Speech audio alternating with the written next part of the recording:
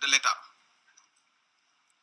Ces actes de provocation sans précédent et sans commune mesure ont provoqué, avec le soutien de forces occultes identifiées, des manifestations violentes dans plusieurs quartiers de la capitale et dans d'autres localités du pays.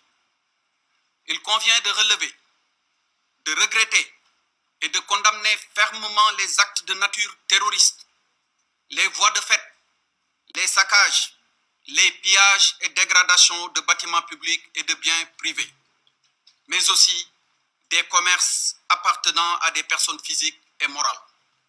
Le gouvernement regrette la perte de 4 vies humaines et présente ses sincères condoléances aux familles éplorées.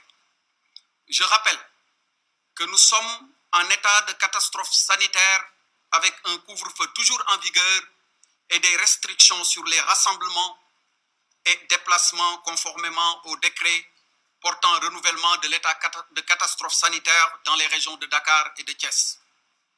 Malgré tout, des réunions, regroupements, conspirations contre l'État, des actes de terrorisme et de vandalisme sont notés.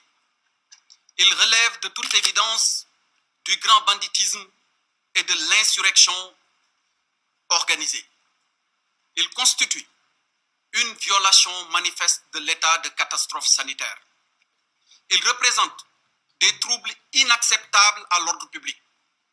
Face à cette situation particulière, le gouvernement tient à rappeler son attachement au respect strict des principes de l'état de droit, de l'intégrité physique des personnes et de la protection de leurs biens.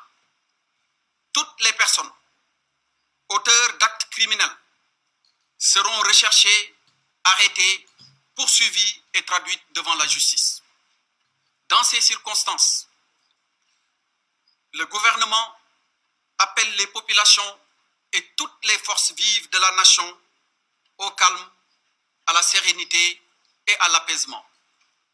L'État mettra tous les moyens, et est en train d'ailleurs de le faire, nécessaires en œuvre afin d'assurer le maintien et la restauration de l'ordre public, la protection des personnes et des biens et la préservation des institutions.